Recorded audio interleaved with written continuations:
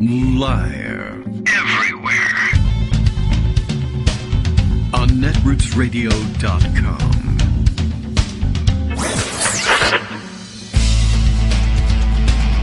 David Waldman.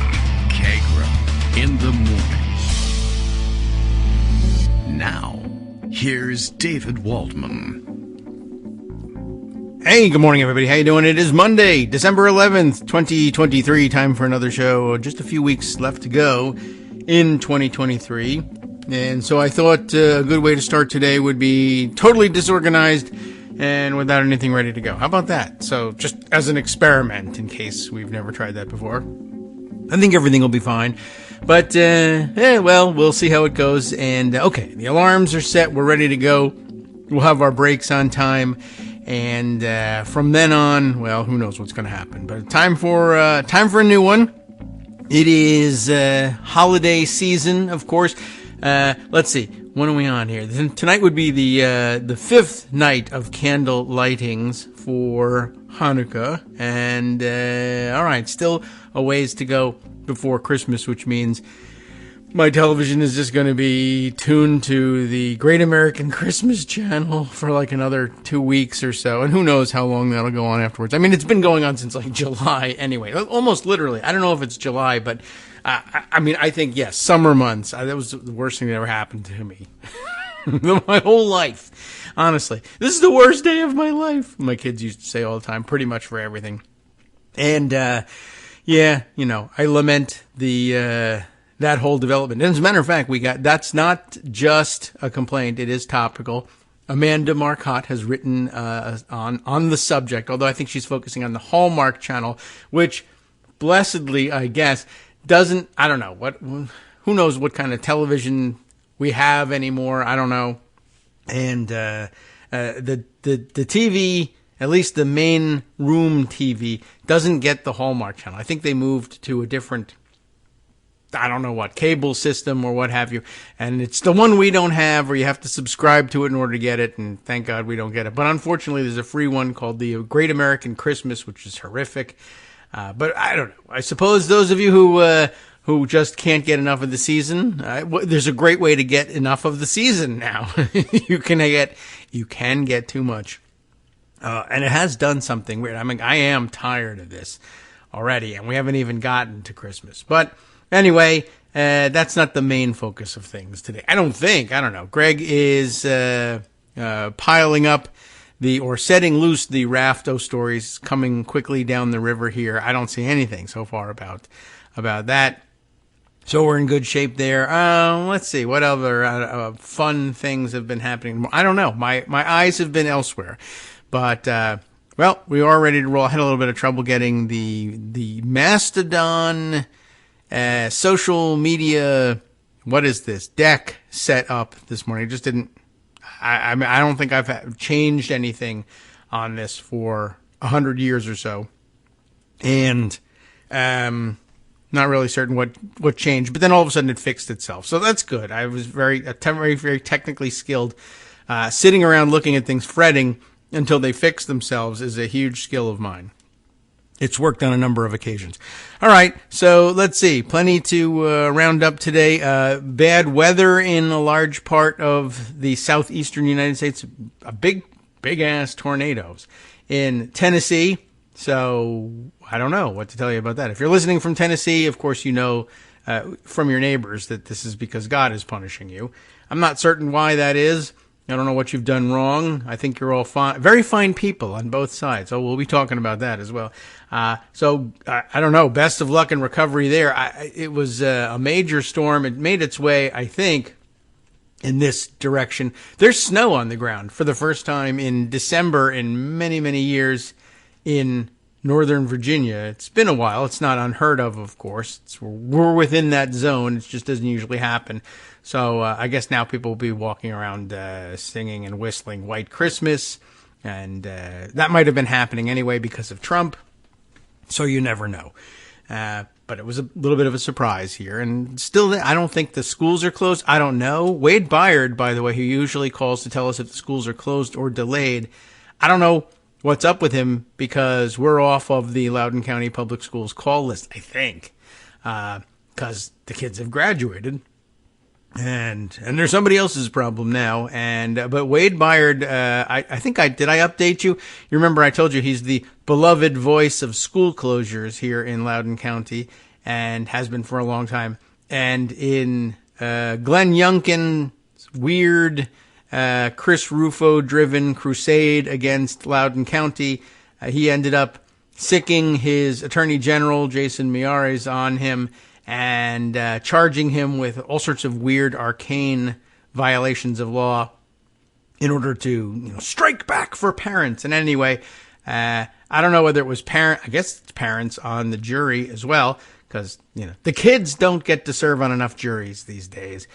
Anyway, these parents, I think, probably also being Loudoun County residents, many of them, if they grew up around here. And there's a big influx of people to the area. They could have grown up anywhere, but if they have grown up here or had kids raised here, it's a pretty good bet, right? Wade Byard, a beloved figure in most houses, acquitted in about 50 seconds, I think.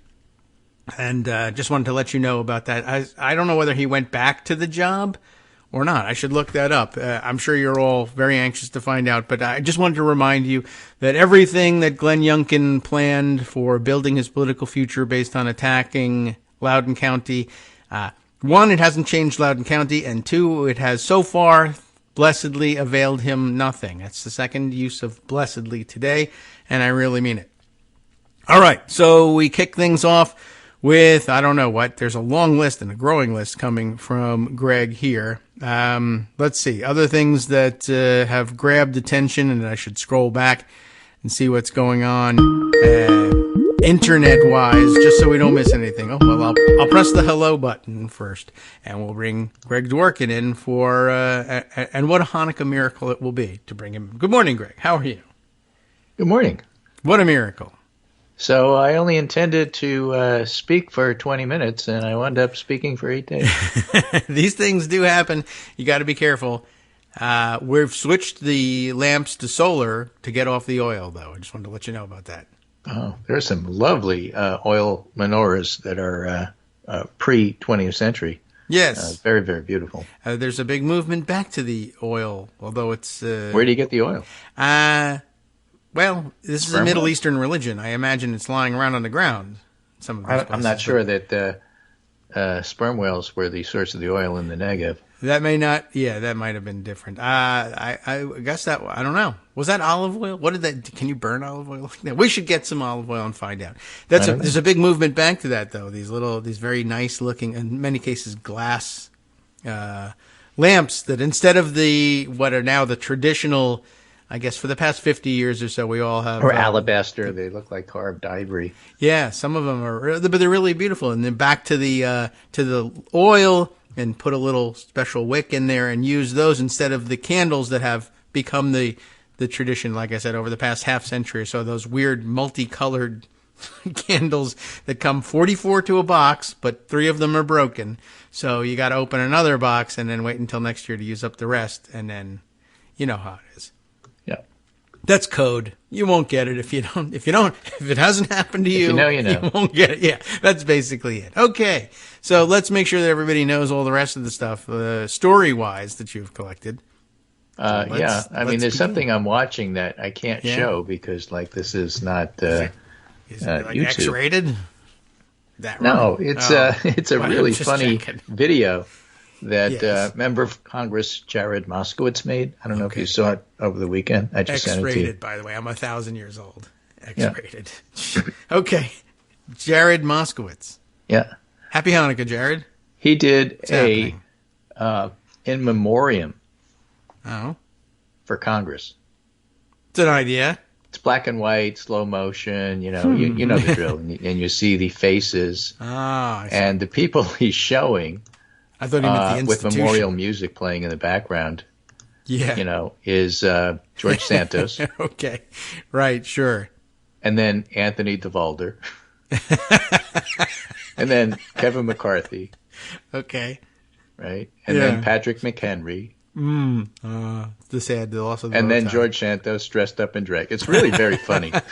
All right. Well, I have it on the. We can. We'll add it to to the list. Yeah, there's no real reason to play it, I guess, even for the audio, because I guess the value of it is video. But that sounds good. I like that. I was wondering whether I'm Anthony glad it's Zabrowski. Then he's got another one. Mm-hmm. Right. How many aliases? And then he's got Kitara Ravache. That's his drag outfit. Is that right? So I don't remember the name. Santos is there like 5 times. And then at the end says gone but not forgotten. Yeah, well, the most important person ever to serve in Congress, as I understand it. So, yep, all right, well, he's gone. That's a great idea. Well, it's a good use of your time. Why not? Why not? So today's polling day. Quite a number of polls out, some of them depressing, some of them ridiculous, some of them silly. One of them is important. And the important one is NBC News, Des Moines Register, Mediacom, Iowa GOP caucus poll. That's a Ann Selzer poll, gold standard poll. Ooh. And here's the deal. You may recall the pundits were telling you Nikki Haley's having a moment. Oh, yes. They were trying to make that happen. Now, all right. New NBC News, Des Moines Register, Mediacom, Iowa GOP caucus poll. Trump 51. That's up 8 since October. Mm-hmm. DeSantis is in second at 19. He's up 3 since the last one. Oh, yeah. She's carrying Haley's him along. at 16. No movement whatsoever. Oh. Ramaswamy 5, up 1. And Christie 4, no movement. Oh, okay. Well, okay. And then, all right. Things are happening. Those who say they will attend a caucus for the first time, these are younger voters. Mm-hmm. Because older voters have had the chance to do it. Okay. They've already gone. It's like going to Times Square when you grew up in New York. I'll go one year. I'll go. All right, finally, I'll go. By the time you do, you're like 40. Okay. And it's like, why did I do this? It's cold and there's no place to go to the bathroom. Feel I'm out good. of here. Okay, sure. So you go to one of these Iowa things for the first time. You're probably younger. And Trump 63, DeSantis 12, Haley 11, Ramaswamy 5, Christie 2. 2. All right. Right? Supporters who say minds are made up, Trump 70, Haley 34, DeSantis 30. Really? Right. Trump's supporters who are extremely enthusiastic about choice, their choice. Not pro-choice, their choice. Yeah, right. Trump 45, Haley 21, DeSantis 16. Okay. Okay. That seems... So the point here is Haley's not having a moment. And the whole narrative about Iowa is that, you have to remember in Iowa, it's not just who wins. Oh, it really is, though. There are 2 tickets out of Iowa. Second place gets to go into New Hampshire, where they usually get upended because Iowa and New Hampshire are completely different places. Completely different planets, even in the GOP. And then we don't know what's going to happen, and we have another contest, and then the guy who everyone thought was going to win wins. Yeah. If the narrative, and Trump is at 51, and the second place person is 19 and Haley's at 16, these are poor showings. So the idea is if you do a poor showing, you can't go out of Iowa with any momentum into New Hampshire. Yeah. How does finishing second or third at these numbers help you at all? I don't know. I don't know if they don't. Trump's going to be the nominee. Yeah. And so the title of the pundit roundup today was that time in the cycle when the fantasy politics are beginning to end. You can have a Koch network that puts a ton of money into Haley and says she should have a moment and take that money away from DeSantis. It doesn't change anything. Except that under the radar, if you're running a lot of Nikki Haley is good and Trump is bad ads, it may wind up somewhat weakening Trump further on. That remains to be seen. We don't know if Haley's ever going to be, you shouldn't vote for Trump, you should vote for me because Trump shouldn't be president, and no, I won't vote for him. We don't know if she's ever going to have that moment. No indication that would happen, no. Right, and without it, she's just another Republican. Just another detainee. Well, she does well in the polls. She's generic Republican because nobody really knows who she is outside of South Carolina. Yeah.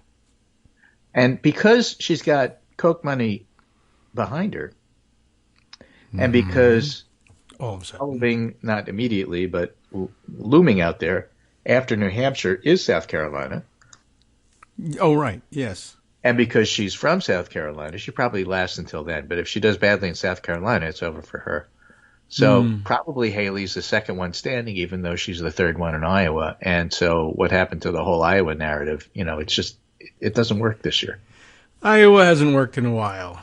And I don't know why exactly, but it just hasn't. And I think it's interesting that you mentioned with her in South Carolina. The last time I saw, real talk about somebody saying, well, I'm from one of these super early states, so obviously I'm going to come out with a huge win, was like Tom Harkin. And then the narrative became, well, of course Tom Harkin's going to win Iowa, so Iowa doesn't count. And then Iowa never counted again. And that was like 92.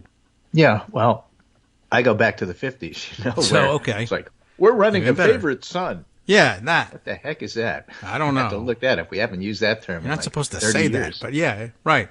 I love all my sons equally, except this one. But yeah, that's how about prodigal son? Why don't we do right? that? Why don't we run him? He's out there somewhere. He'll keep coming back too. He returns eventually. Yeah, that was it made some sense. Like, oh, okay. Well, if these states are so vitally important, then certainly somebody from that state who's well known to the voters will trounce everybody, and then boom, they're going to be president. But you automatically get discounted. Of course, he's going to win. That state doesn't count. Second place is the real winner there. Right. So it's never really mattered. Dante Chiney, yes, runs the American Communities Project at Michigan State University. And what a great job he's done with it. Maybe. Who? Dante Chiney. Dante's very good. He's a very good analyst. Excellent. And it studies local cultural, socioeconomic, and political changes across America. And part of their shtick is that they divide the country into about 10 or so regions or more. To conquer like African American South, big cities, college towns, evangelical hubs, exurbs, graying America, Hispanic centers, LDS enclaves, middle suburbs, military posts, rural, middle America, urban suburbs, working class country. I have a map that divides America into 50 different areas. Yeah, but not quite the same. I mean, in other words, they don't have electoral college stuff here. And what's interesting is he's looking at financial problems caused by recent prices increases. Okay. And the biggest problem is in the working class country and evangelical hubs. All right. 37% claim that they're having financial difficulties in the working class areas, and 33% in the evangelical hubs, 27%, for example, in the big cities, 23% in the African American South. Just interesting numbers in terms of contrast. Yeah. However, paying your rent or mortgage is not really high up on the list of what the problem is. It's not the major issue. What they're unhappy about is inflation. But the number citing the concern for housing and rent is under 15 in 14 out of the 15 communities. Only in working class countries is that a problem. The big problem is food, gas, or other household needs. Evangelical hubs at 31% complaint and working class country at 27% complaint have the biggest issues. Again, the exurbs 17%, so that's a lot smaller. So when people are complaining about inflation, they're talking about food, gas, or household needs. And here's the disconnect. Yes. Gas prices sink to 2023 lows on weak demand, increased production, and gas prices are falling even further. The national average is $3.20, and the last time gas prices were this low was on January 1st, and they're expected to drop even lower. There's a lot of states that are having gas averages below $3. Yeah. Not Californians, who pay the most, because they have excise taxes on everything. Yes. Clean things up. But they're down $4.74. They were $5.14 a month ago.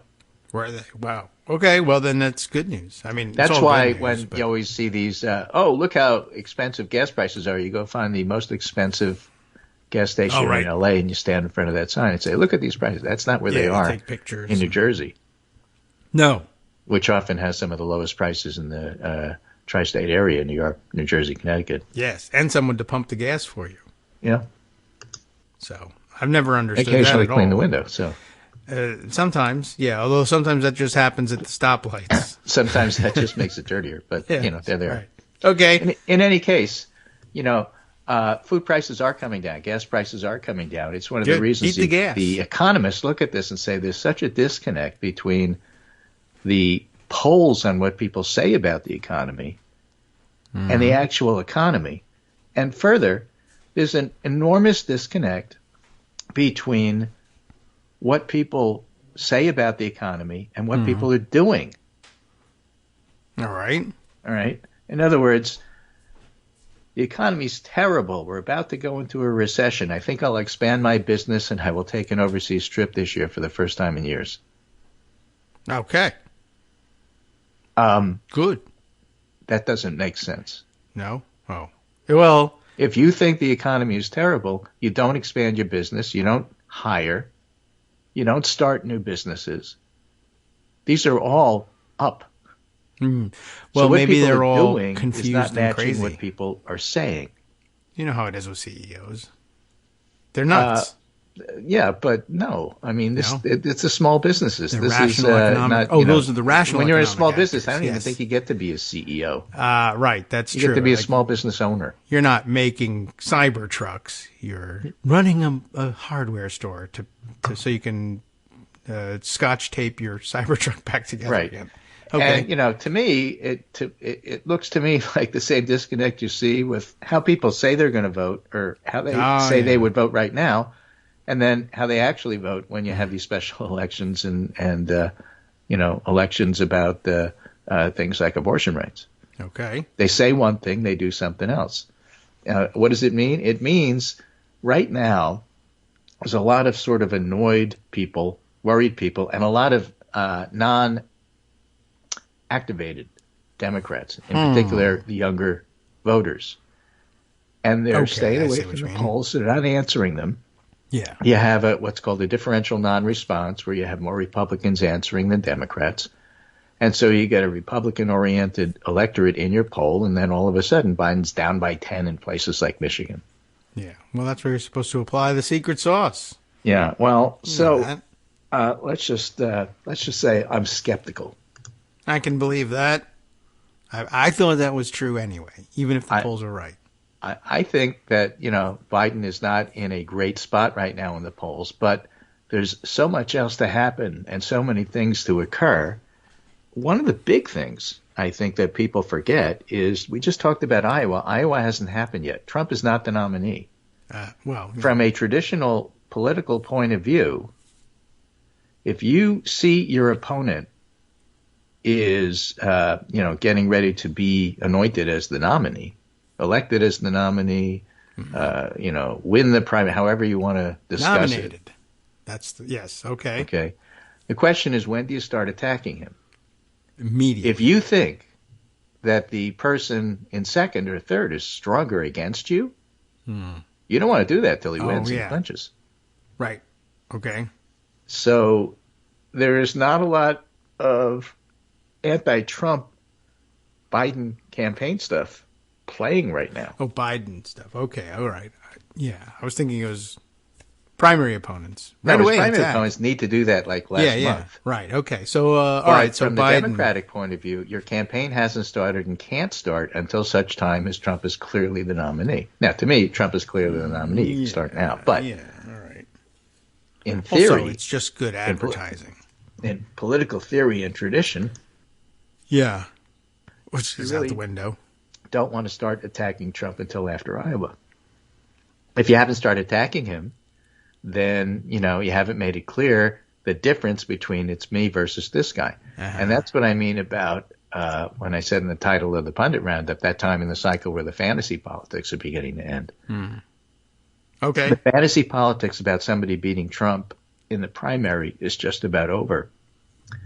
The fantasy politics of I would like somebody other than Biden to run haven't ended yet. They need to, but they haven't yet.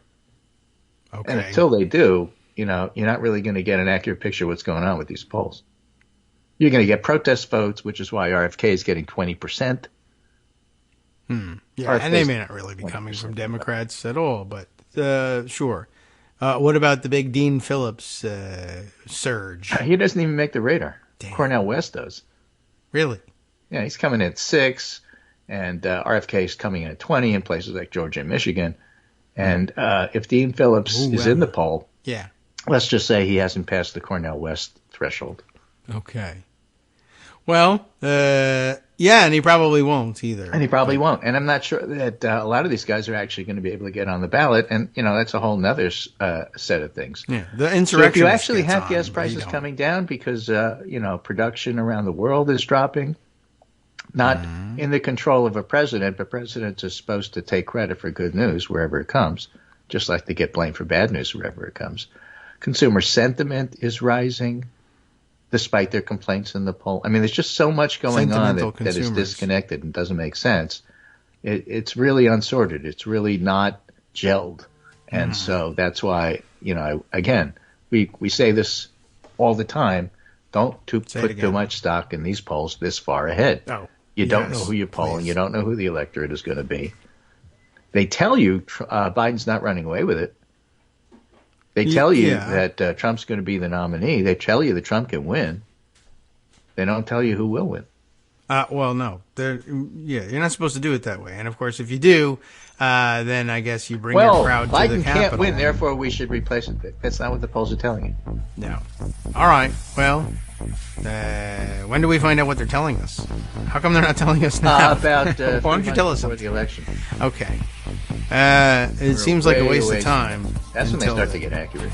All right. Well, somehow people get paid to be pollsters up until that point. Well, they get paid to be pundits to talk about what everybody knows isn't really possible. Write a book about it. We don't know what we're doing, moms.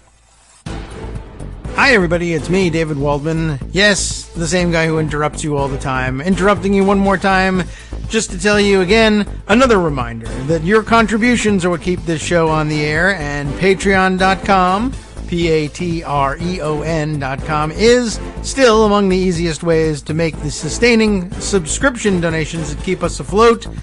Are you ready for the pep talk about how our Patreon campaign is still going strong and growing? Well, too bad. Yeah, the plain fact is we actually are headed in the wrong direction, and whereas we once had about 175 monthly patrons, we're now actually down below 150. Time to recruit some more. Not exactly the kind of news I wanted to share, but there it is. For those of you in a position to support the show, Patreon.com does make it easy to make those secure, recurring monthly contributions to do so. Patreon.com/KagroX gets you straight to our donation page. We've been through a lot together. The worst of the pandemic, we hope. The worst of the insurrection, we hope. So go ahead and treat yourself. You don't need an excuse. Give yourself the gift of a little something you enjoy in life. Support the show. And of course, if you happen to prefer using PayPal or even the Square Cash app, we're up and running on those options too. So thanks again, everyone, for all your support. We couldn't, or at least shouldn't, do it without you. Hope you'll be on board soon too. Thanks for all your support.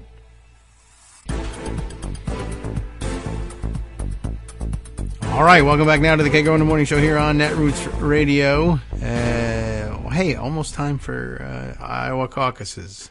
Almost. But, not before the show ends. Okay. No, but they're coming. They're coming just in a couple of weeks. Right. Might as well be around the corner. So another thing, in addition to where gas prices are actually going to be, and this stuff generally matters around 6 months before the election, but certainly trending well for Biden, and the economy in general is trending well for Biden. And his campaign has to put together all the different, Nancy Mace.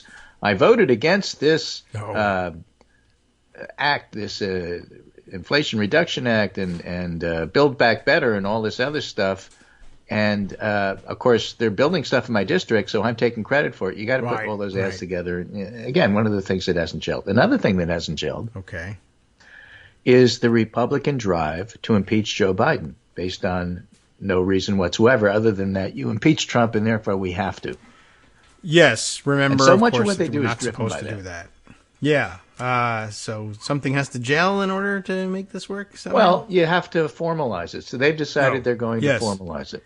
The so-called idea. moderates that aren't moderate, and I'm not talking about Nancy Macy anymore. We're talking about the New York moderates that got rid of George Santos, Mike Lawler, and people like that, are saying that, well, look, I don't know that we really need to impeach Joe Biden, but voting to impeach him is a way to formalize looking at it so we get some answers to the question of whether I should impeach him or not.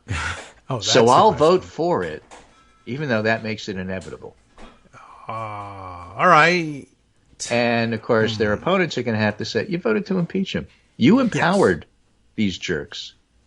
I'm running against you because you empowered these jerks, and look where we are now. But that's down the road. You can't do that now yet because they haven't done it yet. I guess. So here's the language, and I think this is from Punchbowl. Impeachment inquiry. The House Rules Committee has a Tuesday markup scheduled on a resolution. That's tomorrow. The Rules Committee does. Okay. So there's going to be a resolution, and they're going to mark up the resolution tomorrow. That will formalize the Biden impeachment, which is being run by Oversight, Judiciary, and Ways and Means Committee. So that's Jim Jordan, James Comer, and I forget who's on Ways and Means. Yes, I don't know. That used to be one of the most important. Used to be the kind of is important, but they don't talk about it a whole lot. But that's because they haven't marked up their own bills for a long time. They've been handed to them by leadership for. So talk to us about markup. What does that mean? A markup, well, it's not the retail markup, like where I charge you more money than I bought the goods for. But it is they mark up, they write all over the bill essentially. So when a committee meets and it's time for them to decide what are we going to put in our bill that we're going to send to the Rules Committee and then to the floor, what's going to be in and what's going to be out. The markup is amending and finalizing the language, so it does involve some arguing and voting. But it's not on the floor yet. This is the internal committee work on what should our draft of the bill say. What the language should look like in the end? Yeah. So there's hearings where they say, what should we put in this bill? Or what kind of bill should we the Prettyman Courthouse after Donald Trump, because he's always there. Like at a hearing, you would say, I suggest that we rename it that. And then at the markup, you would say, okay, all those in favor of renaming it that, say aye. Aye. Okay. Well, then we'll put that in the bill. So 2 different sessions. The hearings where they gather information and the markups where they decide, all right, here's what we'll put in the bill. So that's going on. And the Rules Committee markup is, of course, the rules. It's a different committee. Usually, the House Transportation Committee will mark up a bill. This is how much we're going to put in for Main Street in Pequannock, right? Sure. This is how much money we're going to put in for stoplights in Paducah. And then it goes to the Rules Committee, and the Rules Committee has its own markup. These are the amendments that we'll make in order. Yes, we're going to amend it so that we also get stoplights in Pocatello. Right. Yeah, they can do that too, but they decide how long they're going to debate the bill for, et cetera. So for the impeachment to be in the Rules Committee and the Rules Committee marking something up, well, I mean, we know what a markup actually is, but what the Rules Committee will be doing with it, why that would make it official, I am not. Well, I guess though they're getting ready to bring something to the floor so that the House can declare itself officially in impeachment mode, which they usually declare by passing articles of impeachment. So I guess that's what's coming. In order to do that, then you need a rule, and if you're going to need a rule, it has to go through Rules Committee. So that's where they're at. Right. But the more important part is that they're basically the Republican Party in the House. Yes. House Republicans are committing themselves to impeaching Joe Biden. Right. They're in a committee. They have to commit themselves. That's the rule. You can't just sit around in a committee and not commit yourself. Well, that's what it's for. We know that many of the Republicans need to be committed. Yes. But this is a different sort of committed. And, what's the point there? If you want to energize Democrats, impeach Biden. All right. And what's the effect politically after you've done that? Don't know yet. So what do the polls mean? Because we're taking them before that's happened. We don't know yet. I'm looking at the Committee on Rules site, and it's clear that they're inventing some sort of intermediate step here. Now, remember when they were impeaching Trump, there was some fighting going on about how much subpoena power the House had and whether they were at their apex of subpoena power. Could they break through various executive privilege claims, etc.?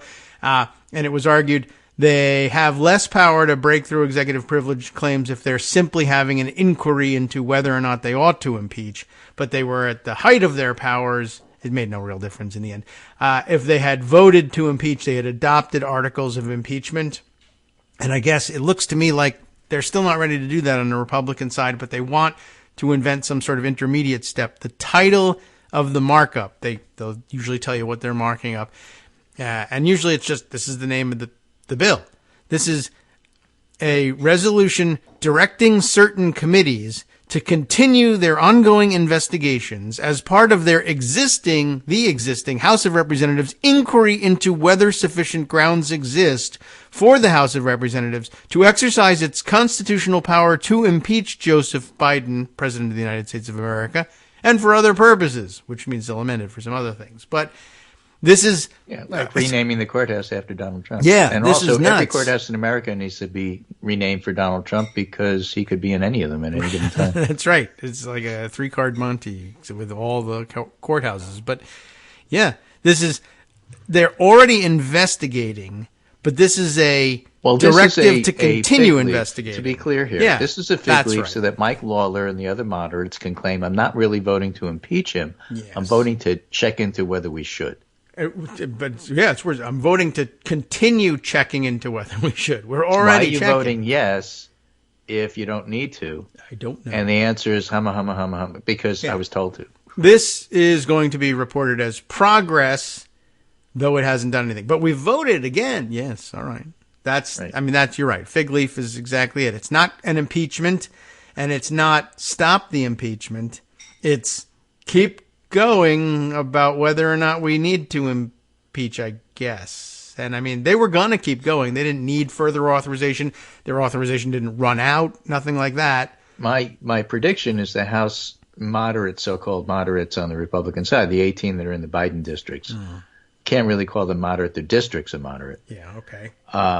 They're going to get sucked into this and lose their seats. All right. So it's almost as if we had written the bill. Pretty much. All right. I couldn't think of a better bill to get rid of Mike Lawler than this. So, go ahead. Why don't you co-sponsor it? Okay. I will. I say I'm for it. Yep. Right. And, again, there's a handful of others. Don Bacon is for it from Nebraska. The people who you normally count on to be semi-sane in the Republican Party, you should never count on to be semi-sane in the Republican Party because, they're in the Republican Party. I mean, if you've done that, there's not much hope for you. Right. The pressure to conform is just astounding. And that goes all the way up to, well, what about those people who are never Trump, like Ken Langone from Home Depot, who says, Trump's time has passed. He's terrible. I can't vote for him. Well, what if he's a nominee? Mm-hmm. He won't say, but, who's a real never-Trumper and who isn't? A lot of the anti-Trumps are not never-Trumpers. The never-Trumpers are a completely different breed. To them, I give them some respect, even if we don't agree politically on a lot of other stuff. But the anti-Trumpers who will vote for him in the end are like the so-called moderates in the House who ultimately cave because they just do. They don't have the backbone to do this on their own. They're afraid of losing their jobs more than anything else in the world. And they will never do the right thing. They just won't. Okay. Well, we'll see it in the impeachment. Won't do it Tuesday either. That's why I'm saying this.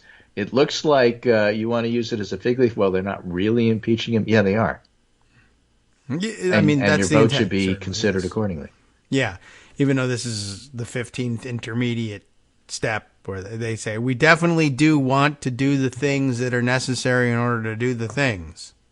Right. So, okay. I mean, I'm against that, but here we go.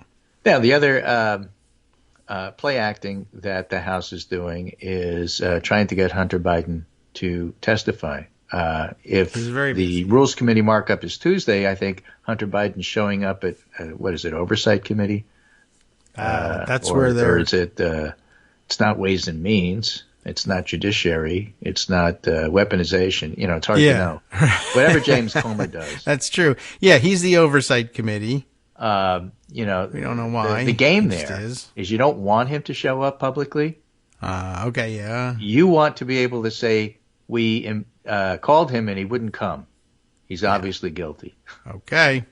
Therefore, impeach Joe Biden. That's what they want. So they made it so that he really can't show up. And when he doesn't show up, he said, I'll come, but I'll do it publicly. No, we want you to come privately. We're not coming privately. We want you to turn down coming down privately so we can say you've got something to hide. Right. And yet I've got nothing to hide. I want to do it publicly. Well, if you have nothing to hide, why didn't you come talk to us privately where we could hide it? Well, James Comer is that stupid. Yeah. But unfortunately, so are a lot of the Republican voters. So don't like that. Right. Well, we got a lot of other things they could be marking up in the Rules Committee, There's a whole list here. But why are they doing impeachment and they're not dealing with Israel and Ukraine, like important stuff in the world? Because they're Republicans. Yeah. Again, this is stuff that's all going to be like this is election fodder and not reflected in the polls yet. Yeah. There is a super important thing pending here. They'll get around to it eventually. I suppose. FISA reform and warrantless surveillance. It's on the list. They're going to reform Pfizer? So what, they don't make little pills anymore and sell them at the pharmacy? Yes. No, this is the FISA, the credit card, the one that's everywhere you want to be. Oh, yeah. That's the one. Visa, they call it. I'm sorry. Well, they really do have to reauthorize that. And by the way, some Republicans what about the suddenly defense against this. NDAA, as they like to call it? I don't know. It's not on the National list. Defense Authorization Act. They do have to do that all the time. I see NDAA all the time, and I'm thinking, what's this got to do with Obamacare? Right. This, that's something that they always have to deal with. It's not current. I think they handled that a while ago. No, they haven't. Okay. Well, then goodbye. They never got around back to work. So they didn't do that. They didn't do Ukraine. They didn't do Israel, and they're working on impeachment. I'm just saying. Why is that not done? There's a lot of stuff going on here that we have to watch. Then there's the courts. Huh? Okay. Yeah, that whole list of things that are happening in the courts. All right. Hey, you know what's starting off today? I don't. Rudy Giuliani's defamation trial against Shay Moss and Ruby Freeman. Oh, where? Georgia. I guess it's in Atlanta. Is it federal or? No, Washington, D.C. Washington, D.C. The former Trump lawyer faces trial in Washington, D.C. over baseless accusations against Ruby Freeman and Shay Moss. Poor Ruby and Shay have to come all the way up here to do it. I guess this is where the defamation was done at the Four Seasons. Landscape place. The thing is, it's like Trump's trial in New York. Giuliani's already conceded he made false statements. Yeah. Beryl Howell is the U.S. district judge, good judge. Yeah. And he's already liable for defamation. And the question is, what kind of penalty should he have to pay? That's what's going on in New York. The judge in New York has already decided that Trump committed fraud. Right. The only question is, what kind of damages are we talking about here? Yes. Oh, and I think we spent the weekend hearing Trump saying, I'm gonna fix this whole thing. I'm testifying. I'm coming to testify on my own behalf, straighten all you people out.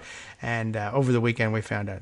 I'm not coming. The whole trial's written. No sense. One of the funniest things about the trial, though, is that the defense had a couple of weeks to bring in these witnesses for Trump, defense witnesses. Yeah. All of whom said stuff like, well, yeah, of course, I'm an accountant, and of course the banks do their own diligence, and they knew that these statements aren't really to be taken seriously, and, I think that this is the greatest financial statement I've ever seen, said one of them, NYU professor. Wow. And I think that, Trump's net worth is just so incredibly incredible that, of course, the banks would bend over backwards for him, wouldn't you? And on cross-examination, well, how much did Trump pay you to come in and do all this stuff? And he said, about $750,000. So wait a minute. He's paying you $750,000 so you can tell us how great he is? Well, yeah, you got a problem with that? Wouldn't you? All right. Well, and then so much for free speech on campus, man. That's what's happening. Means, and then right after that guy finishes today, that's when Trump was supposed to testify. Ah, yeah, okay. And I think he was going to testify right up until the point where he realized that, testifying means opening yourself up for perjury.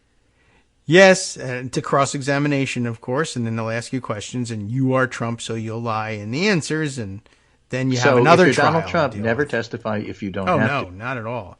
So the idea he was going to come is like, what are you talking about? Of course he's not going to come. Yes. In all likelihood, he knew that he was never going to testify, but I guess for some reason he thought it was to his advantage with his fans to make it sound like he wanted to testify. So we have that trial. We have the Rudy Giuliani trial that starts today. We have Judge Chutkan still dealing with the Trump motion to try to eliminate the case altogether on the grounds that this shouldn't even go to trial until we completely finish adjudicating whether or not I have immune privileges from having been vaccinated as president. Right, and barely at that. And Jack Smith said, look, that immune question is separate. The rest of the trial can go forward. We'll prepare for March 4th and, or whatever the date is in March, and 24th. But there's no reason to delay the trial while this interlocutory question gets addressed by the courts. For those of you who listened last week, you know I struggle with the word and the concept, but it's a thing, and Trump is trying to find every possible way to say that we should answer this question before we go ahead and do the trial, so let's delay. Yeah, and Jack Smith is saying, you don't have to, and Chutkan has to decide what to do with it. All right. Well, yeah, no more of these. But Trump is no stranger to appeal afterwards. It's not like, it's not a serious concern. Well, this has to be settled now on an interlocutory basis, because if we don't, then my claim is lost forever. No, you appeal everything anyway. This claim will eventually be adjudicated. You can, on appeal, say, well, the whole trial shouldn't have taken place because I'm immune. They won't say, well, you should have done that on an interlocutory basis. You missed your chance. Sometimes that will happen, but not in this case. So, he'll have an interlocutory appeal, lose he'll ask for one. He won't get it, and then he'll just do it after the trial, after he loses. Yeah, and the other way this plays out, again, I'm a non-lawyer, so I'm just looking at this from a layman's perspective. Chutkan's trying to have this trial. Jack Smith's trying to have this trial. Trump says, wait a minute, I bring up a question. You have to answer this before the trial. And Chutkan said, okay, we'll have a hearing tomorrow. And then they come in, and Chutkan says no. And then we're going to have a trial. And then Trump says, well, I have this other issue that came up. Yeah, and one I at a think time. that has to be done first. And Chutkan says, okay, we'll have a hearing Tuesday. And then he comes in, and Chutkan says no. And then the trial's still scheduled for the same date, hasn't been moved, unlike what happens in Florida with that judge. Every time this happens, Chutkan doesn't change the date of the trial. And then Trump comes up with yet another different reason, and then another different reason, and then one that actually makes a little bit of sense legally. And Chutkan says, well, I have to carefully consider that, but the trial's still going to be March 24th or whatever the date is.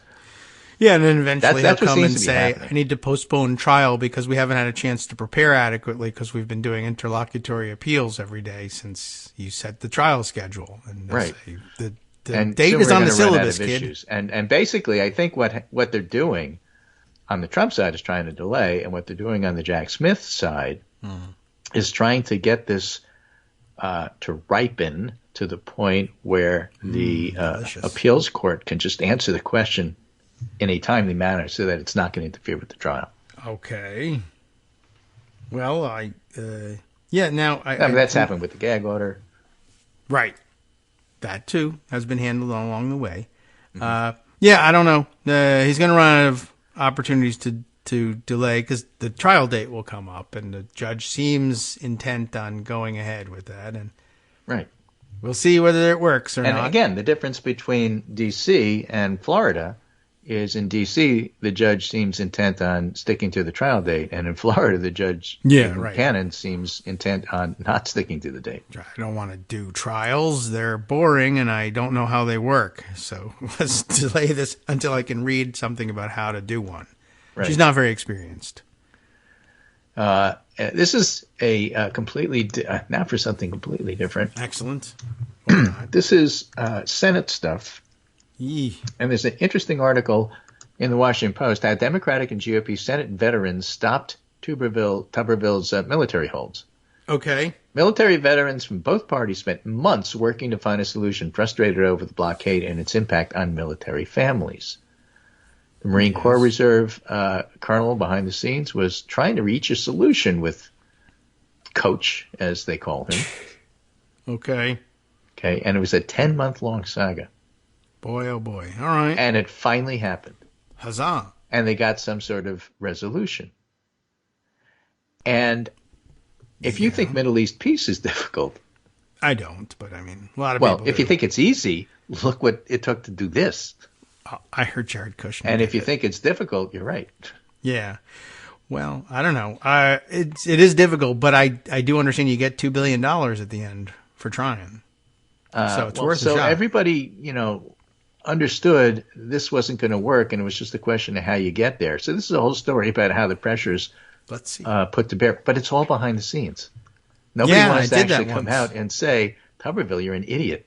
Oh, Nobody wants to do that because they think, they can't work with him if you do that. Right. Now, I wasn't working with them, so I was willing to do it from the start. They should have hired me early to do that.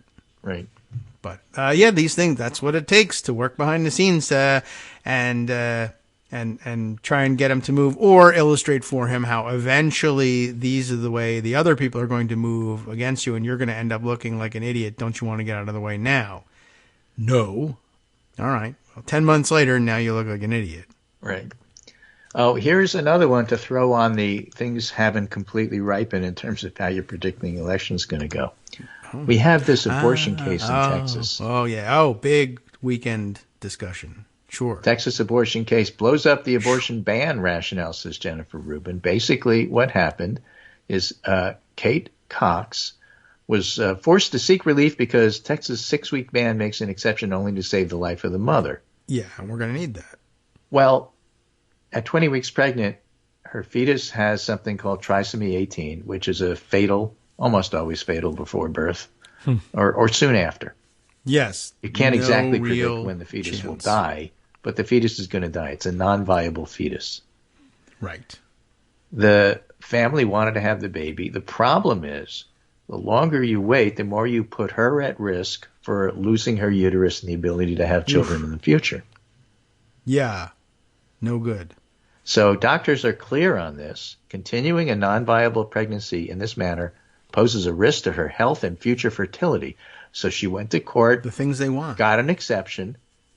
And Ken Paxton challenged it and got a Texas Supreme Court hold on that while they consider the matter from somebody who's a clear anti-abortion person who said basically that influences everything I do on the court. An ex-activist who got a seat on the court. An ex-activist who's now on the Supreme Court there. Yeah. And the idea... Still activist, I guess. So there's a stay on the ruling, and now she's in limbo. Meanwhile, Ken Paxton was threatening to sue any hospital or doctor that went ahead with the judge's ruling that you could do it. That's separate, because it was the Supreme Court that put the kibosh on it for now. But Paxton was threatening to sue anybody who tried to act on this. So my point is, it puts into stark relief what they're doing in Texas. It's obviously not about the mother. It's about power. It's about control. Yeah, and the idea that illustrate that clearly. we don't really want to ban it. We just want to do what's sensible. This is going to be on the ballot. Yeah, Democrats are going to make sure it's on the ballot. And how is that going to affect the election? We don't know yet. Yeah. Well, Ken Paxton, of course, doesn't care now and see what's going to happen in 2020. It doesn't work that way. Ken Paxton not only doesn't care about this woman and her family, he also doesn't care about the issue. He's not standing for election on the same ballot with these guys. All he is interested in is Ken Paxton's fame, and the rest of the party he's apparently a part of. Probably wants desperately for this thing to go away, but he's got to make an issue of it, and it's an incredible intrusion. And Jennifer Rubin and others making this great point for all the... And the Biden campaign. This is what the Biden campaign said. This story is shocking, horrifying, and heartbreaking. It's also becoming all too commonplace in America because of Donald Trump. As Trump proudly brags, it's his Supreme Court picks who provided the deciding votes, allowing Republican extremists across the country to pass draconian bans that are hurting women and threatening doctors. This is going to be a big campaign issue, and with unforeseen consequences, but probably not going to redound to the benefit of Republicans. Yeah. I mean, there were still, I guess, a couple of holdouts who were like, well, I just don't really think they're going to go that crazy with their abortion. They're not going to be suing I don't really to get individual women impeach trapped. Biden, so why don't I go ahead and vote for this inquiry? Here it is. Right. I guess on both fronts there. They told you they were going to do this.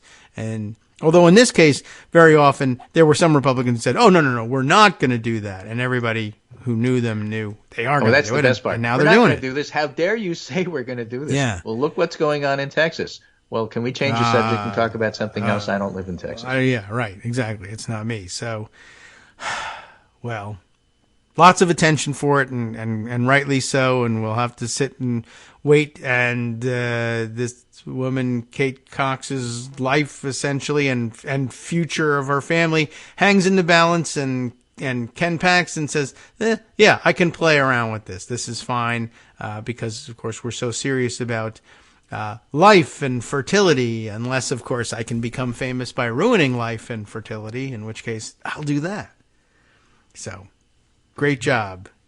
Boy, is he going to hell. Holy mackerel. Okay. Well, that's all I got, but then again, it's 9:57. Hey, it's Christmas season. Right. That's true. So really wouldn't matter, even if you had I'm going to go back and look things. at Jared Moskowitz's video, which I'm doing as I speak, because it's just so much fun to watch. It sounds really good. I'm jealous. Oh, everything's in slow motion, too, including Patrick McHenry and his big gavel.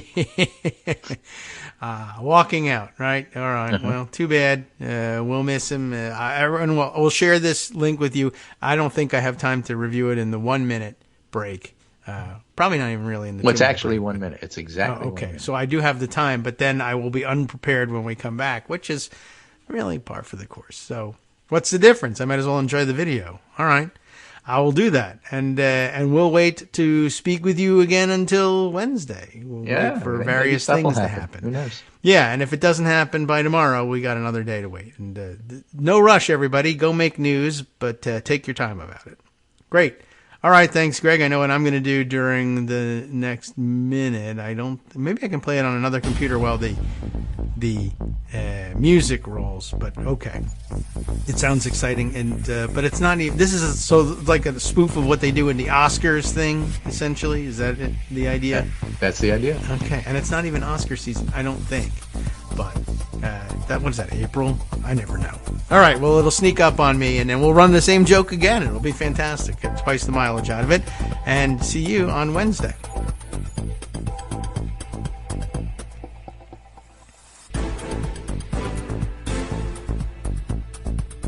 All right, welcome back now to the Kagro in the Morning Show here on Netroots Radio. I am still enjoying it.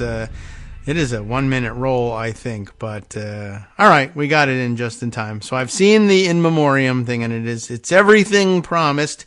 We'll provide that link to you so you can see it, and you can see it with the music on. I had to listen to it with the music off, but there's no voiceover, I don't think, so I don't think I've missed anything here. All right, let's see. We'll dive back in to the background items that we were holding on to, and a few other things that we promised along the way. But what was it? There was something. Oh, yeah, so Greg mentioned maybe I'd like to take a look at that Washington Post piece about how Democratic and GOP Senate veterans stopped Tuberville's military holds. Liz Goodwin wrote this up, and it's an article of moderate size. So it may take us some time, but that's weedy stuff that we like on the show. So let's take a look through and see what went on behind the scenes and how much of it we recognized or how much we heard along the way. It begins this way when Senator Dan Sullivan, you remember that there is one? Dan Sullivan is from Alaska, a Republican, because you might not know. I mean, it's rare that the senators from Alaska are not Republicans. It does happen from time to time and within recent memory, but this one's Republican. When he was asked in a July TV interview about his colleague's decision to put a hold on hundreds of military promotions, Sullivan defended Senator Tommy Tuberville, saying that it was his, quote, right to stall the promotions and that the impasse needed to be solved for a compromise. But, of course, that was July and this is now. And even further, behind the scenes, the Marine Corps Reserve Colonel, that's, I guess, Dan Sullivan, was trying to reach a solution with the senator from Alabama, who goes by Coach, and, by the way, does not go by Colonel or any other rank, I think, in the United States military, goes by Coach, in reference to his former title at Auburn University, as Sullivan grew increasingly concerned about the blanket hold's effect on military members and their families. Sullivan, along with several other veterans who sit on the Armed Services Committee, finally broke Tuberville's unprecedented blockade over a Biden administration abortion policy last week after a bipartisan pressure campaign that involved considerable political risk. Although the risk was all to other Republicans, I guess. In Alabama, they don't care very much. The 10-month-long saga challenged the committee with oversight over the U.S. military, which is typically more bipartisan than other Senate panels, and bitter rifts still remain over Tuberville's standoff. Tuberville declined an interview request for his story because he doesn't know actually what happened or why he did the things he did. So he won't do an interview about it. But he told reporters last week that he had dropped most of the holds after he realized, believe it or not, that he would not be able to extract any policy victory from the situation. We got all we could get, which was nothing, as it turns out.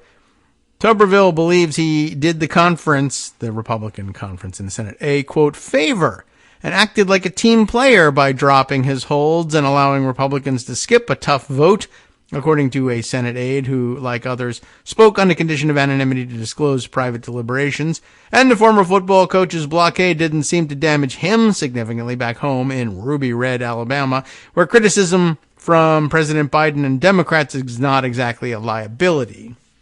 Although probably criticism from his fellow Republican senators may have done something. But yeah, he thought he was a big team player by dropping his hold after 6 months of horrific headlines for Republicans and some big election losses. But anyway, the senator who fought for this resolution expressed relief that their efforts finally paid off. It's senators in the plural, that's why. These men and women have been through 10 months of sheer hell, not the senators who work behind the scenes. It's the military members, they mean. Waiting to find out if their orders were going to be approved, their nominations approved, their children not knowing where they're going to go to school, paying out of pocket for storage because they were in between moves, said Senator Joni Ernst, another Republican, this one from Iowa, an Army combat veteran herself, it is said. I don't know if I can verify that or not. And it's really disheartening when you're putting those men and women in a situation where they want to give up on their country because their country has basically given up on them. But I'm sure Tuberville feels like he did everyone a favor. And they're talking in terms of members of the military quitting because they feel like their country has given up on them. But Tuberville has saved the day, doing them all a big favor. The seeds of last week's resolution were planted over the summer, and by the way, resolution in the sense not of legislation, but a fix to the problem. The seeds were planted over the summer when Republican members of the Armed Services Committee quietly back-channeled, as a verb, with Democrats over a novel way to skirt Tuberville's holds without permanently changing the rules of the Senate. But remember, that's a relative term. Right? Can you now handle executive appointments and invoke cloture with just 50 votes? Yes. Permanently? Yes. Have they permanently changed the rules of the Senate such that has become possible? No. Just want to point that out. This will though be temporary in nature and also not permanently change the rules of the Senate. But we'll see how much is explained here. If not, we'll fill in the blanks. In August, Senators Richard Blumenthal, Democrat of Connecticut, Lindsey Graham, you know exactly who he is, Elizabeth Warren, you know who she is, met with Ukrainian President Vladimir Zelensky in Kyiv. How does this figure into it? Later at the airport in Munich, Graham told Blumenthal he'd be open to finding some way around Tuberville's holds. According to Blumenthal, there was such a strong consensus among us that something had to be done, recalled Blumenthal, a veteran of the Marine Corps Reserve. Now, and that'll just bring out jeers from Trump on that one. Anyway, which led me to think there was really going to be some bipartisan support for this kind of approach, but it still took 6 more months. When he got back to Washington, Blumenthal asked his staff to meet with the Senate parliamentarian to try to craft a narrow way around Tuberville's holds that would not be an official rules change. A rules change would take 67 votes instead of just 60, and Blumenthal knew that going that route would alienate senators who did not like the idea of permanently altering Senate rules. Ready for clarification? No, not true in a technical sense, and we'll remind you why. How many votes does it take to make a permanent change to the rules of the Senate? And the answer is, if everyone is there present and voting, 51. That's how many. A bare majority, a simple majority is enough to change the rules. Why do we need 67 votes? Why does this intrepid reporter say that you need 67 votes to change the rules? The answer is because, according to the standing rules in the Senate, it takes 67 votes, a 2/3 majority, to invoke cloture if you filibuster a proposed rules change. So it is said to require 67 votes to change the rules of the Senate because there is at least one party, and sometimes possibly describable as 2 parties. But if one party is against allowing a victory by the other party, and one party always is against allowing a victory by the other party, they will, regardless of the underlying substance and how they feel about it, dig their heels in to prevent the other side from making a rules change, no matter how much sense they think it makes. And so therefore, a filibuster of a straight up permanent change to the rules requires 67 votes. And it is therefore said that 67 votes are required to enact a rules change, despite the fact that that actually isn't true. It's 67 votes required to end debate on the question of whether or not to change the rules. And then when the question arises, shall we change the rules? It requires a simple majority. Anyway, also it doesn't matter because there are various other options to get around doing that. One, not changing the Senate rules permanently, but rather enacting a new precedent for the interpretation of those rules, which is how the version of the nuclear option that was exercised in 2013 to get around the filibuster and its power over judicial nominations and executive nominations was changed. Anyway, back to the article. Senator Kyrsten Sinema, you know her from Arizona. We don't know what party she's in. She says she's in no party. But she's been in every party, apparently. Was also working on crafting a resolution with the parliamentarian at the time and floating the concept to Republicans, but she may or may not have been talking to Blumenthal about it, I guess. The eventual proposal, which was branded with the names of Senator Jack Reed, Democrat of Rhode Island, who is chairman of the Armed Services Committee, so it's his prerogative to brand it with his name, I guess, and also plastered with Sinema's name in order to give it some independent cred, I guess, or keep her happy and stop her from freaking out and doing weird things.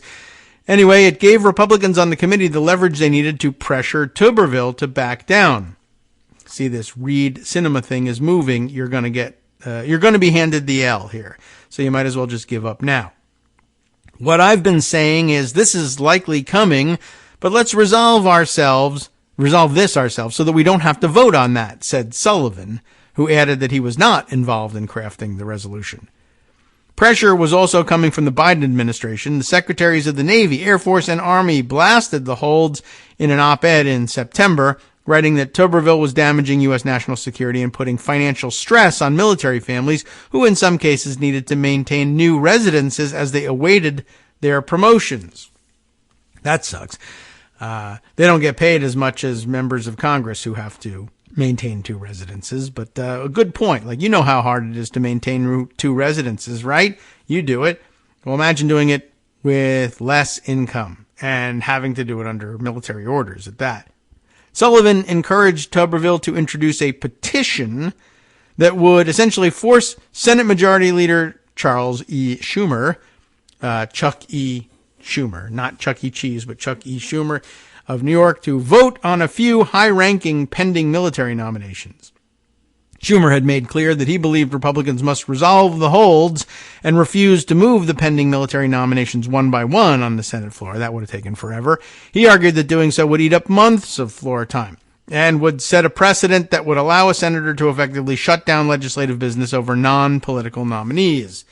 After the Senate approved the high-ranking nominations, former President Donald Trump praised Tuberville.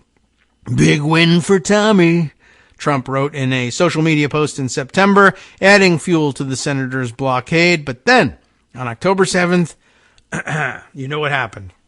A group of Hamas fighters attacked Israel, leaving 1,200 dead, most of them civilians.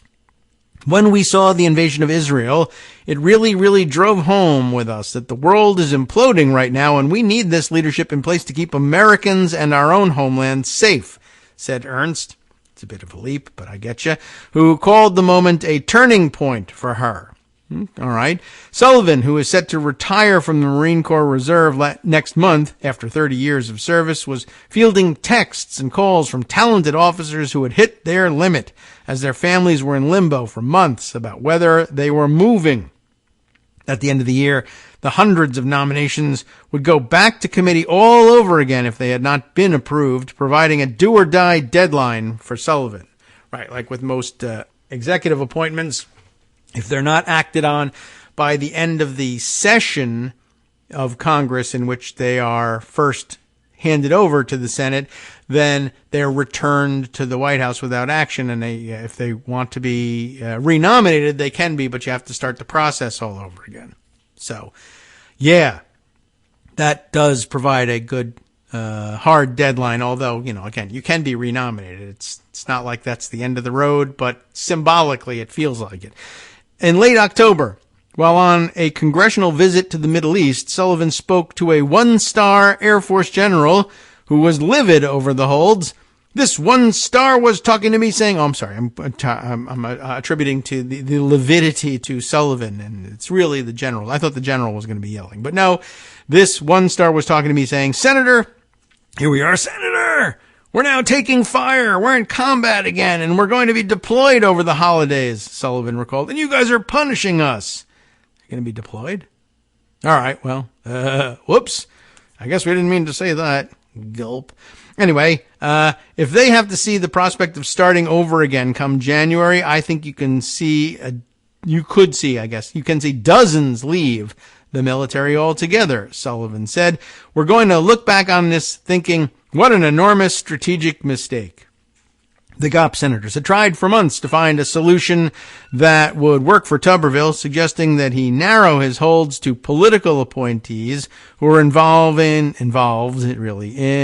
crafting Pentagon policy, helping him try to include a rescission of the abortion policy in the Defense Department budget, and even discussing potential legal challenges he could pursue, just giving him any other avenues to use to fight. That's what the Republicans were doing. The Democrats were telling him to go stick it, I guess. But anyway, the senators would sometimes feel as if they had brokered a deal to end the crisis, only to realize a day or two later that Tuberville was not going to back down. They couldn't even get a really straight answer out of him. I've done literally everything I could think of, and I can't tell you how many times that Tommy would tell us, okay, yeah, I'm going to do that. And then 10 minutes later, he would change his mind, Ernst said. He's very much like Trump in that regard. The last person to talk to him, I guess, gets to sway him. Senators also felt they had to explain to Tuberville, who has not served in the military, and, by the way, not served in the Senate either, so he really doesn't know what's going on. And he used to insist repeatedly that his holds were not damaging to the armed services. They had to explain why stalling promotions affected officers so much. First, the officer whose promotion was stalled was stuck in limbo, uncertain if they needed to move their family, and stalled at a lower pay grade that could affect their retirement earnings.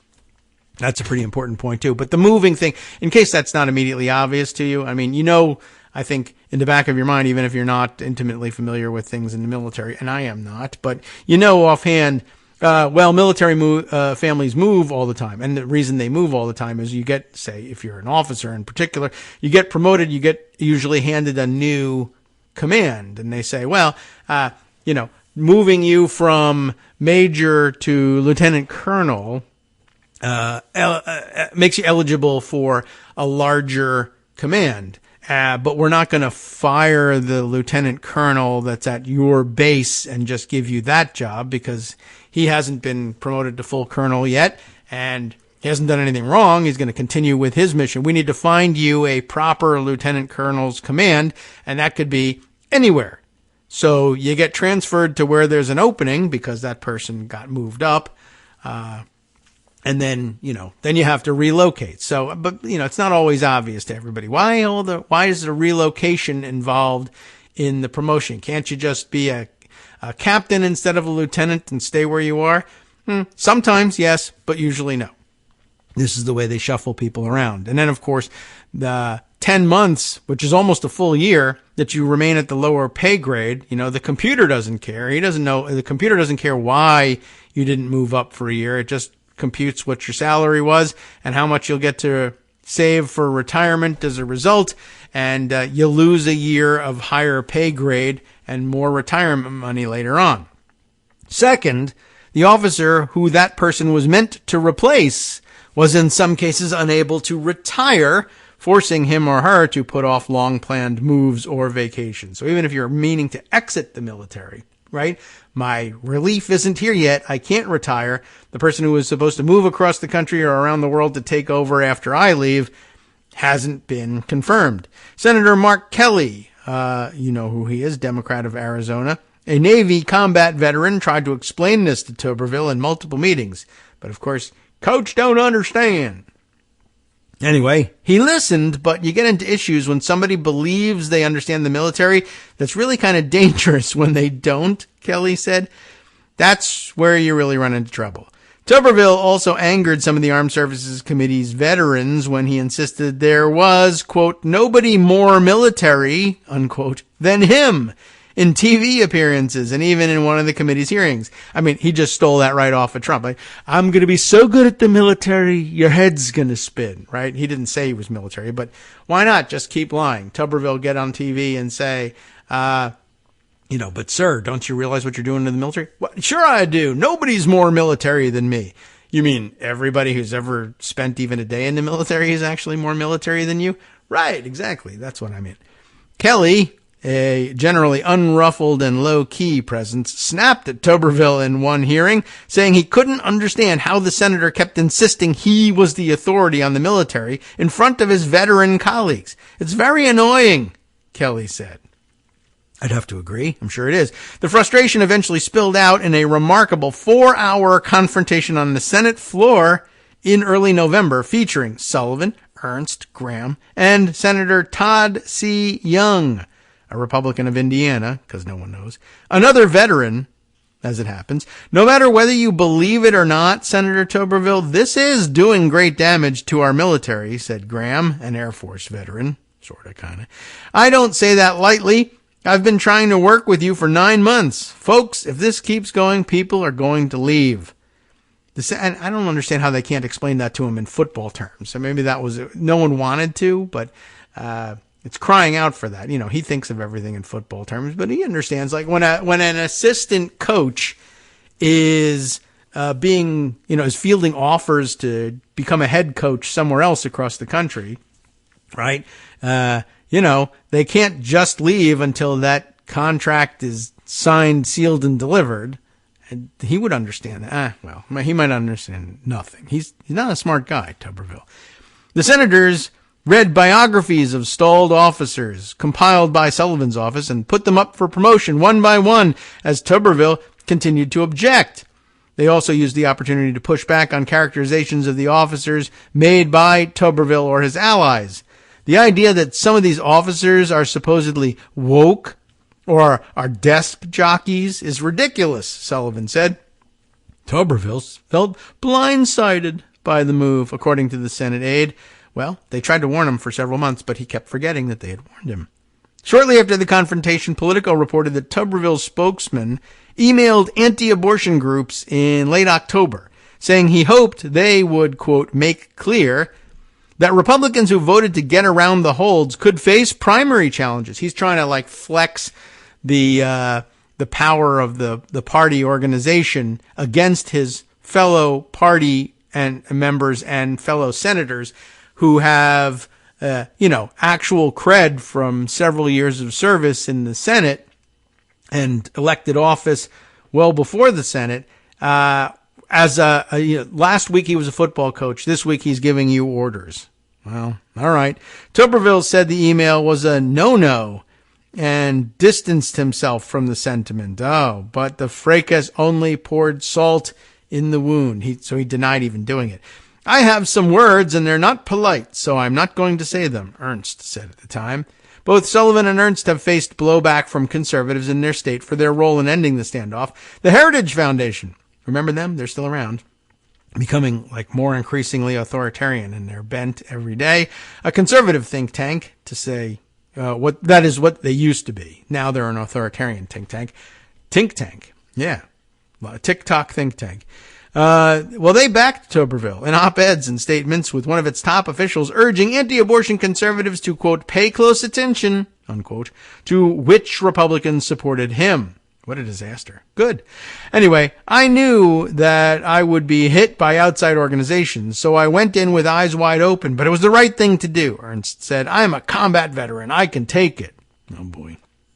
The criticism from Tuberville's own party spoke louder than Schumer and the Biden administration's critiques, and demonstrated how the holds had forced Republicans into the politically unsavory choice of supporting military families or pushing anti-abortion policy. Tuberville told reporters he was looking for a policy concession that would allow him to lift the holds, but still did not choose one as his colleagues continued to fume. In mid-November, Senate Minority Leader Mitch McConnell voted against the Democrats' resolution to go around Tuberville's holds in the Rules Committee, saying he opposed it at this particular moment. But the fact that McConnell left the door open to supporting it in the Senate floor was seen as a key turning point for senators and aides involved in the process. Probably wasn't, but anyway, a sign that far more than the 9 requisite Republicans might eventually back the measure. Are they going to describe it? In late November, Sullivan addressed his GOP colleagues at their weekly lunch behind closed doors, making the case that Tuberville's holds had allowed Democrats to steal, quote, the mantle of national security readiness from Republicans and were, quote, punishing and ruining the careers of military officers and their families and fostering a deep bitterness. He said he hoped that as many as 30 or 40 Republicans would vote for the Democratic proposal to get around Tuberville's holds if Tuberville did not drop them. After all this time, I'm still hopeful we can resolve this ourselves and don't have to take this vote, Sullivan said. Tuberville told his colleagues he would get them out of the mess, but for days continued to suggest he would still need some sort of concession to abandon his holds. At the end of the day, I'm not going to be pushed and shoved and hurried on this, Tuberville told reporters after the meeting. And then, last Tuesday, Tuberville simply dropped them unconditionally, except for about a dozen 4-star promotions. And those will be contentious, and they're political, and you can understand that. Schumer quickly moved the hundreds of promotions by a voice vote on the Senate floor. No one objected. That's how easy it could have been the whole time. Hundreds of promotions done in a single voice vote in the space of 2 minutes. That's how they could have handled it the whole time. So they don't describe the deal that was under consideration, although I think we have described it in the past on the show, and it was basically a standing order that would have allowed for the balance of this Congress, or perhaps for the balance of the session. I don't know which one they were going to do, either the end of this year or end of next year. But a standing order for as long as this Congress, perhaps, that multiple nominations could be considered at once and all on the same motion, and only, I guess, presumably subject to filibuster once. And not only that, but of course the filibuster could be broken by majority vote because they're regular executive nominations. The point would be that they would change the interpretation of the rules for just 1 year, and then it would sunset. It would expire at the end of the Congress, and then you would have to go back to considering those nominations individually. Now, they're ordinarily, it's not that big of a change because military promotions like this are ordinarily considered en bloc, all at once or several hundred at once, but it's done by unanimous consent, which means you can do it at any time and in any number. But otherwise, ordinarily, an objection, if timely raised, can force you to do them one at a time. So they would just simply change the interpretation of the rules for one session of Congress or one more year, one term of Congress and no more. And that would leave no mark on the permanent Senate rules. So, yeah, you wouldn't need to get past the filibuster, which is why you would supposedly need 67 votes. I wish they would clear that up in everyday writing. It serves no one to disguise things that way. All right, we'll be back with one more segment in which presumably will serve everyone. We've got a half an hour left to tell you all the rest of the news of the world. Well, we won't. Sup fam, it's your boy Darwin, aka Darwin_Darko, aka the most reasonable man in America, aka KITM's senior black correspondent. You might remember me from such recordings as Spacemen vs. Space Cadets and We Need to Talk About Joe Biden. Today, I want to bring you good news about that thing you've been struggling with. Do you suffer from giving too much of a damn? Do you turn on the series of tubes and find yourself outraged at the particular way some news organization strung some sentences together only to realize, nope, this is not some fictional hellscape? Well, guess what? You no longer have to accept the life of giving too much of a damn. You can do something about it, because even you, yes you, can be a show contributor. Now I know what you're thinking. Hey, Mr. Most Reasonable Man in America, I'm not some professional podcast talking guy. Don't worry about it. Do you have a smartphone or some other electronic recording device? Well, that's all you need. You too can have a segment where you can read us an important article and give us your take. Read one of your own original essays, or even just give us your commentary on something you'd like to share that's important to you. Fair warning though, side effects may include general punditry, having opinions and hot takes, getting stuff off your chest, and hearing your own voice. If your recording lasts longer than 5 to 7 minutes, please consult kagrox@gmail.com. That's KAGROX@gmail.com.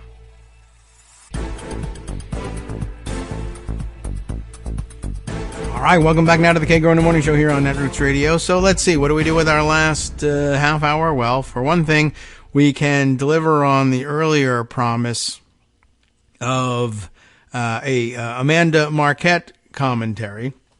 And this is important because if you too live trapped in a household with Christmas movies on constantly at this point from, like July forward, or if you've been trapped in a spiral with the Hallmark channel or something like it, now there's a second one, you might be interested in this one. This is sort of interesting, a different angle on everything. And of course, we are in the habit of going to Amanda Marcotte for her commentary on these things. MAGA women want a Hallmark, quote, home for the holidays, unquote, fantasy, but their votes run their kids off. This is not entirely clear what's happening here. If you're not finally attuned to introducing this topic, so we'll go over that again. Or we'll read the article. This will explain things. What's happening here? The MAGA fans who lose themselves, and I mean lots of people lose themselves in these Hallmark fantasies, but the Hallmark Christmas movies and the Great American Christmas Channel movies, they're very formulaic. You must have noticed this by now if you've watched any of them. I mean, I make fun of it all the time, and I'm not the only one by far on social media, just laughing at the craziness, the crazy repetitiveness of this trope. I mean, all of these movies involve pretty much the same plot. Usually, set in some idyllic town where everybody loves Christmas, and apparently there are no Jews or Muslims or Baha'i or anything. Everybody's celebrating Christmas, sometimes as a religious matter, sometimes not. They don't beat you over the head with the religion. It's just Christmas tradition thing. So, it's funny because you'd think that some of these channels would be protested by the evangelicals who would be protesting that we need to keep the Christ in Christmas. Christmas on these channels is about hot chocolate and, but also about, Unlikely love being sparked by so-and-so coming home for the holidays, but only temporarily to help out with something, but they get caught up in the business of trying to save some local small business or another, or reconnecting with, a high school flame, or God knows what, but it's all the same, essentially. Anyway, what the hell's going on here? And what does it have to do with MAGA? Good question. Well, as I said, the headline, MAGA women want a Hallmark home for the holidays fantasy, but their votes run their kids off. What does this mean? Trumpism, the subheader says, promises to a return to a time when kids lived close, but instead young people are fleeing to blue states. Well, let's make politics out of this story after all. Why not? She's great at this. Hallmark's popular, if painfully corny, Christmas movies definitely have a casting formula for their heroines, mostly white, clean cut, and of an in-between age. That is, young enough to be plausibly short of middle age, but old enough to sell the standard Hallmark plot. Urban professional leaves the city to get a new lease on life by returning to her parents in small-town America and marrying the boy next door. But the women who actually watch Hallmark movies are much older than the stars. Over 70% of Hallmark's audience is past 50 years old. This breakdown of the most popular Hallmark Christmas movies shows they're mostly a hit with the Medicare crowd, with over half of the audience age 65 and up. And it's linked here, but we're not reading the breakdown. The audience for Hallmark movies, in other words, doesn't look quite like its heroines, but more like their mothers. It's also a very white audience that is more concentrated in Republican voting areas.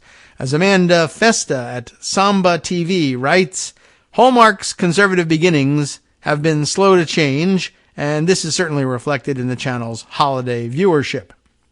A lot of the critical reaction to the popularity of Hallmark movies assumes they are selling a comforting, if reactionary, reverie of retreat from urban life to a small-town simplicity. In light of these demographics, however, I'd argue the story being sold is even narrower than that. Hallmark is selling a fantasy to older, mostly Republican viewers that their wayward daughters will give up on life in the big city and return home to live near their mothers. As I noted on Friday, we missed this, but as she noted on Friday, the actual daughters in question are way more invested in the Taylor Swift narrative. Daughters who have flown the coop and are very happy, living their very busy lives with a cat in the big city. The sad irony in all this is that the Hallmark-loving grandmothers of America, by voting for Republicans, are working against their own dreams of having adult children and grandchildren who live next door.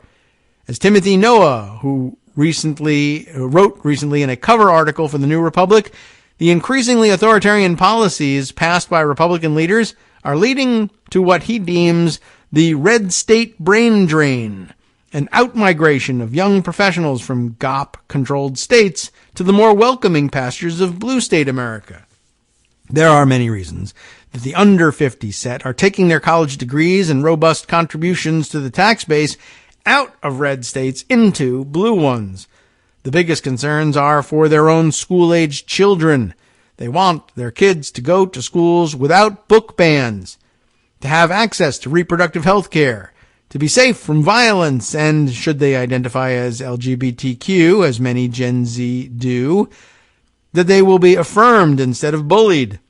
But for people in professions like teaching, medicine, science, or the arts, it's just increasingly hard to feel safe and supported in red states. So they leave.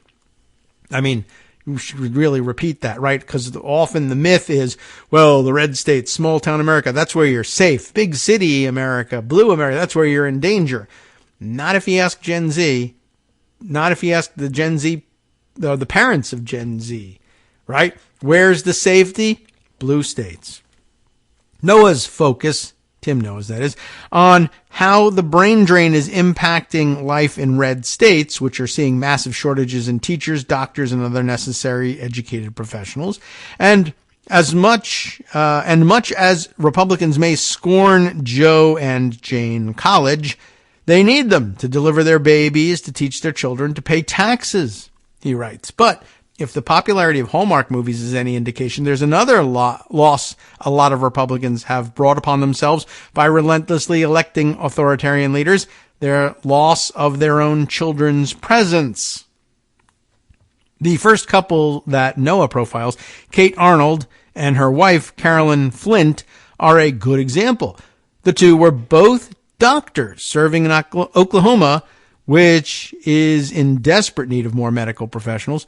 They lived in the state because they have roots there, but after abortion was banned, the familial connection to Oklahoma could not overcome their anger and fear at living in a place that makes it so hard to live their lives and do their jobs, so they moved to D.C.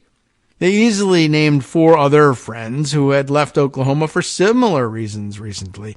And this is despite the fact that due to the higher demand for doctors in Oklahoma, the two women could make way more money in their home state while paying much less for housing. The economic decision was an easy one. It was the other decision, though, that drove it.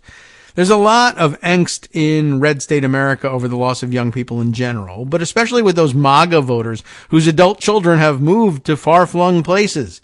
Right-wing media outlets clearly understand this because they churn out an endless stream of propaganda about how all those young white people who go to college and move to the big city are brainwashed idiots who will rue the day they left their hometowns behind.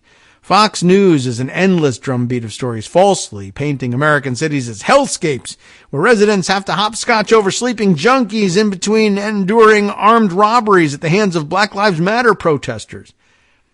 The narrative has long been a mainstay of the right-wing noise machine, but there's one major thing that's shifted about it. In the past, the scary cities framework was mostly an excuse for blatant race baiting and thus tended to focus on cities with large black populations like New York City, Washington, D.C., Chicago, and Philadelphia. And that's still a big part of it, of course. But now a lot of the anti-urban hysteria has shifted to cities that are a whole lot whiter. Seattle, San Francisco, and even Portland. In those segments, the villains are educated white, quote, elites, like many of the children of Fox viewers, whose supposed youthful idealism has allowed crime, drug addiction, and homelessness to run amok. Another flavor of this hate comes in right-wing scare stories about dystopian police states created by liberal overreach in the name of public health and environmentalism. To hear conservative pundits carry on, one would think wealthy liberal cities have vaccine checkpoints at every corner and cameras in your homes to keep you from drinking soda. Conservative media is even using urban walkability proposals to float conspiracy theories that people will be banned from leaving cities. The claim is urban residents will be imprisoned in our local communities and condemned to forage and eat bugs, with no football games, no concerts, no amusement parks, and certainly no church. All the important things. And of course, the increasingly loud right-wing war on education is a big part of this. The Republican attacks on college professors, the fear-mongering about woke college kids, and the substantive efforts to run off faculty and or deprive them of free speech flow directly from years of conservative messaging treating college itself as a threat. A big part of that is that it's college, of course, that freed so many young people to get the hell out of red state America. And by the way, yeah, I guess we could have spent time anyway discussing the latest developments over the college presidents being called, the university presidents being called in to Congress and, well, railroaded by at least Stefanik anyway.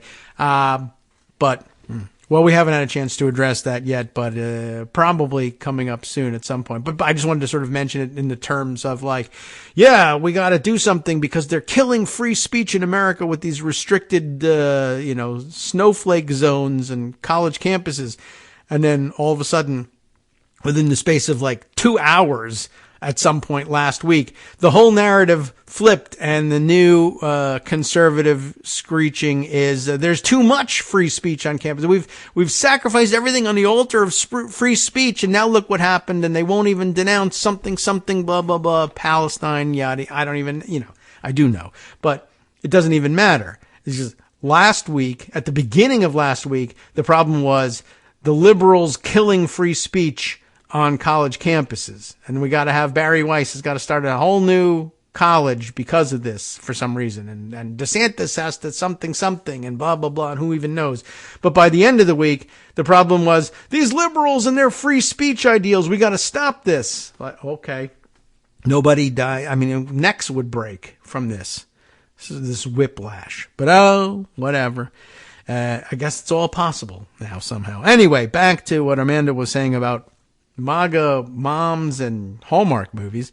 Believe it or not, it's messaging that fits with Donald Trump's retribution style of politics. Rather than asking why young people are leaving and how to get them back. Don't solve the problem, just punish people, right? It's about lashing out at them and entertaining fantasies of revenge. Just wait until that wayward daughter gets mugged. That'll teach her to leave suburbia. And remember, it's a favorite fantasy among Republicans and MAGA types that, well, what if she doesn't get mugged? Well, I'll go mug her and then she'll be sorry. I mean, they really do say this stuff. We'll guarantee she gets mugged and then she'll come home. But it's a long, ugly act of MAGA America shooting itself in the foot. The truth is a lot of younger professionals would be open to living in red states if the political situation weren't so terrifying. It doesn't matter that Republicans win there. If they just did that and attempted to balance the budget or whatever the hell it is that they used to love, it wouldn't be so bad. But of course, making life miserable for everybody, like they do in Texas, then no, not quite such an attractive proposition. The truth is, a lot of younger professionals would be open to living in red states if the political situation weren't so terrifying. The housing is cheaper, and often the job opportunities are more plentiful, especially in education and healthcare. And many people would like to be closer to aging relatives to help them out and to have them in their grandkids' lives. But by voting for Republicans, red state denizens are making sure their Hallmark dreams will never come true. In the real world, your harried urban professional daughter will never come home to Oklahoma or Texas or Florida because, for one thing, she can't get an abortion if she needs one, or her own child will be punished for saying gay in school, or she'll worry every day about her kid getting killed in a mass shooting. Fox News paints the blue states as crime-ridden hellholes, but college-educated people under 50 who have the privilege to choose where they live see it very differently. The word they use for blue states is safe. How do you like that? The exact opposite of what they want you to conclude for some reason in MAGA land and on Fox News. Interesting, different angle on our usual political subjects. Well worth taking a look. Okay, another thing I want to share with you that I picked up on at the end of last week and over the weekend, but we haven't had a chance to discuss yet. I guess this one's from Saturday, so we definitely didn't have a chance to discuss it. It's in Politico, and it's what's going on for the fascist guy in his various trials. Jack Smith, the one in focus this time. Jack Smith reveals sweeping scope of bid to debunk Trump election machine claims. Although, I'm wondering if maybe our time is better spent on a slightly different angle with that. Including, oh no, we'll never get through it. Okay, so we'll save that one for later on. And that brings us to housekeeping issues, by the way. Tomorrow, Tuesday, ordinarily a time for us to visit with Joan McCarter, and it won't be happening. And it won't be Joan's doing either. It's my own. I'm pulling the plug tomorrow. I didn't prepare for this adequately because I didn't really think through what was going on. But tomorrow, many special errands and good things in general. I hope all goes well. Picking up College Boy number 2 for the winter break, but also stopping by to wish the staff family, that is to say, mother-in-law, a happy birthday. Who were going to make a day-long circuit ride of it throughout Central Virginia to make sure that all of these things are taken. But it's a big birthday, not the big milestone birthday, but when you get to a certain point, every birthday is a big birthday, right? So happy 89th birthday, and we'll stop by. It's been a couple of weeks since we were able to get over there in the holiday season and to visit, and then we'll swing around and pick up the College Boy and come by, and that means leaving early in the morning, and that means leaving you without a live show tomorrow. So, I'm sorry, short notice for all of us. I knew that this was coming, but I really wasn't thinking through what it meant for my schedule. So, Wednesday, perhaps, we'll get around to this. Unless I can read to you today. Maybe that's a thought, too. We'll see what my schedule's like today. All right. So something else I wanted to read to you that was related to what Jack Smith has filed about. But we'll just stick with Jack Smith and his filing then in order to get this hopefully through and considered before the end of today's show. Jack Smith reveals sweeping scope of bid to debunk Trump election machine claims. What's happening? In his new filing, his latest, his team described interviewing more than a dozen of the top intelligence officials in Trump's administration. Why is this important? Kyle Chaney will tell us. Special counsel Jack Smith on Saturday sharply rejected former President Donald Trump's contention by way of his pleadings that foreign governments may have changed votes in the 2020 election. You know, his election fraud claims. Laying bare new details about his team's extensive probe of the matter, Smith's, that is, and its access to a vast array of senior intelligence officials in Trump's administration. Finally, in the courtroom setting, somebody is going to dissect all of the BS that Trump has been spouting since forever. Will it make a difference? It'll make a difference in court. Will it make a difference in the court of public opinion? We don't know. In a 45-page filing, that's how long it takes to debunk all this nonsense, Smith's team describes interviewing more than a dozen of the top intelligence officials in Trump's administration, from his director of national intelligence to the administrator of the NSA to Trump's personal intelligence briefer. What a job. About any evidence that foreign governments had penetrated systems that counted votes in 2020. The answer from every single official was no. Senior Assistant Special Counsel Thomas Wyndham writes in the filing. This filing was part of the Special Counsel's, part of the Special Counsel's opposition to a bid by Trump to access a broad swath of classified intelligence as part of his defense against charges that he conspired to subvert the 2020 election and disenfranchise millions of voters, culminating in the violent January 6th attack on the Capitol. It's interesting because it demonstrates the broadness of how he's proceeding. It's not simply a case of, we don't know why, but he, charged into the Capitol with all of his supporters and tried to put a stop to the electoral vote count. And we don't know what it was that motivated or what he told people in order to get them to do it. Yes, we do, and we're going to dissect all of it. Prosecutors say Trump's new legal effort is just have we skipped something here? Maybe. I think so.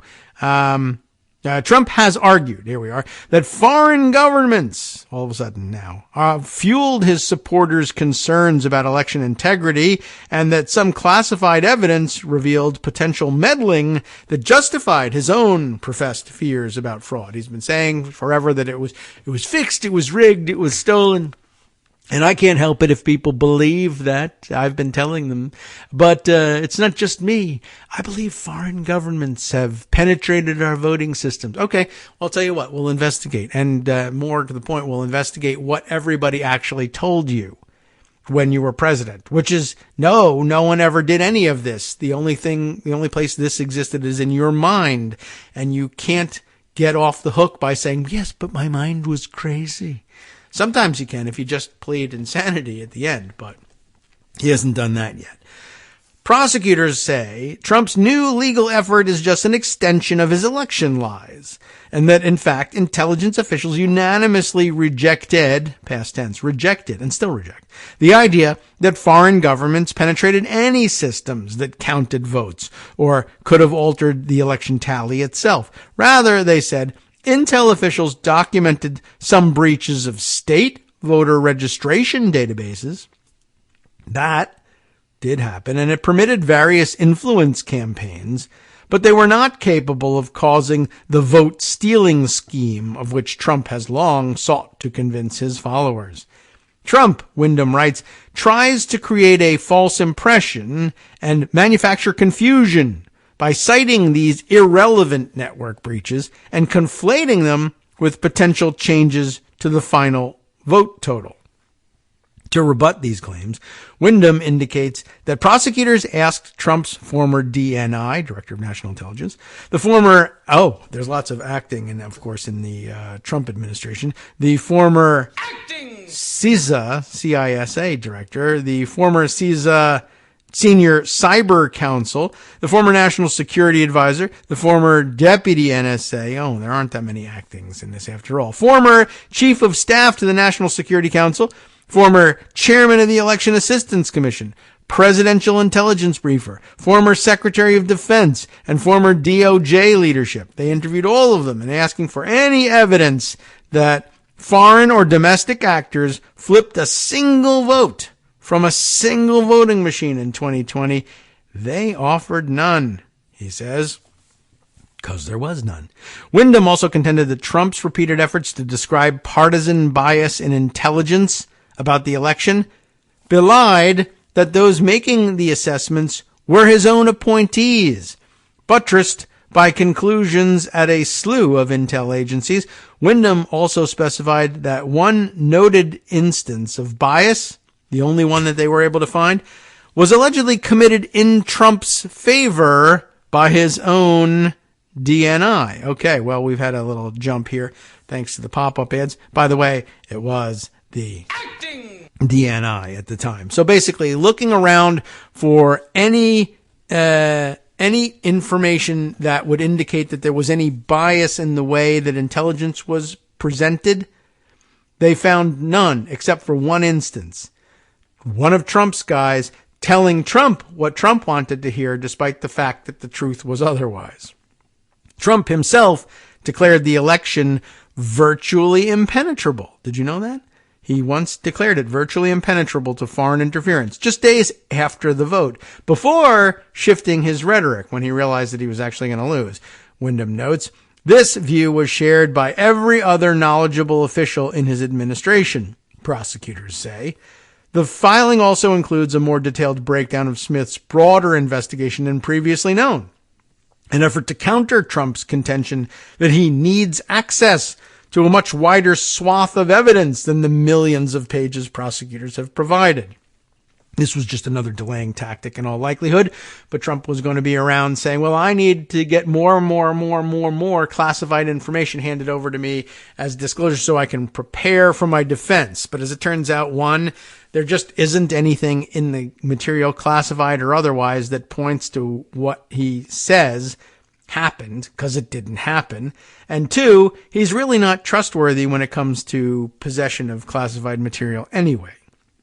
But I don't think he really expected to get it. He just wanted to spend months in appeals and complaints and pleadings, claiming he wanted the stuff because, well, it'll take months to resolve. Even though I have no claim to it whatsoever, it's going to take a long time to come up with the legal reasoning to definitively prove why I can't have it and why I shouldn't be trusted with it. And that's fine with me. I don't mind losing. I just want it to take months. For example, Windham describes subpoenaing materials and witnesses from the Secret Service and the CISA. That evidence includes phones from Secret Service officials that prosecutors sought to mine for evidence, only to find out that none was recoverable. Prosecutors also emphasized that no current senior Justice Department officials are expected to be witnesses in Trump's trial. Saturday's filing adds to a collection of data points that reveal the extraordinarily wide aperture of Smith's investigation. In addition to the officials described in the new filing, Smith has interviewed nearly every senior official, all the singers as well, probably, in Trump's West Wing, from Chief of Staff Mark Meadows to White House counsel Pat Cipollone to Vice President Mike Pence, if you remember that guy. He's also obtained records from the National Archives, state governments, and dozens of GOP leaders and activists who were involved in Trump's effort to send slates of fraudulent presidential electors to Congress. Prosecutors also revealed they had provided Trump extensive details about the deployment of the National Guard on January 6th, including timelines of action that may not all have been made public. So they've given him a ton already. Prosecutors also used the filing to push back on Trump's contention that the charges against him contradict the case the Justice Department has made against January 6th rioters. But there's nothing contradictory, they say, about prosecutors claiming that a January 6th rioter was responsible for his or her own criminal actions, while noting that they took cues from Trump. and they opposed Trump's bid for details about undercover agents or informants at the Capitol on January 6th.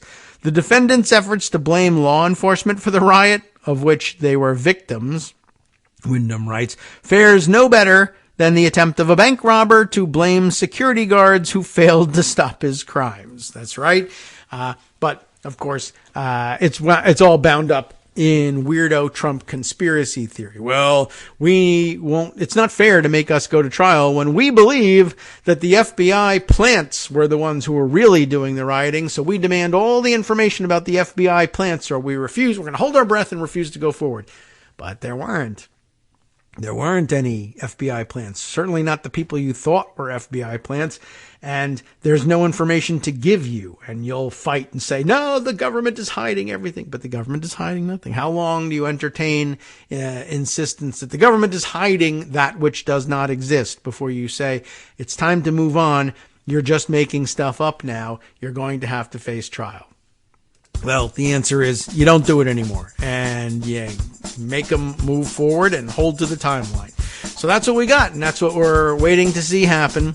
That's the latest on that. I do have more on other very interesting angles that will take a little bit longer to explain, but yet more plotting ahead of time and somewhat out in the open for how to try to ruin America's faith in democracy and its voting system as we vote and then count the votes in 2024.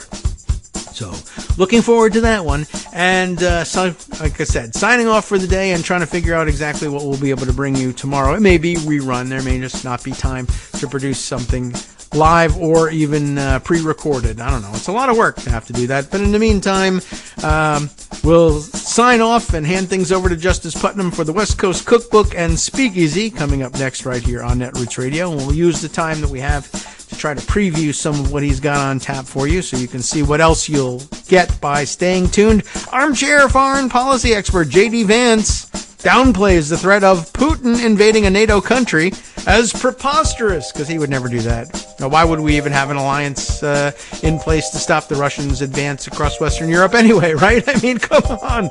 All right, what else has he got? Well, there's plenty more from around the country and around the world, as usual, always the case. Let's see if we can sneak one in after this. From netrootsradio.com, you have been listening to Kagro in the Morning with David. What if we skip down to the international here? Let's see. Tens of thousands of people marched in the Belgian and German capitals to protest soaring anti-Semitism since the outbreak of the war in Gaza. And the UN Refugee Agency warned that half of the 500,000 Afghans forcibly evicted so far from Pakistan could die in harsh winter conditions if nothing is done. Stay tuned.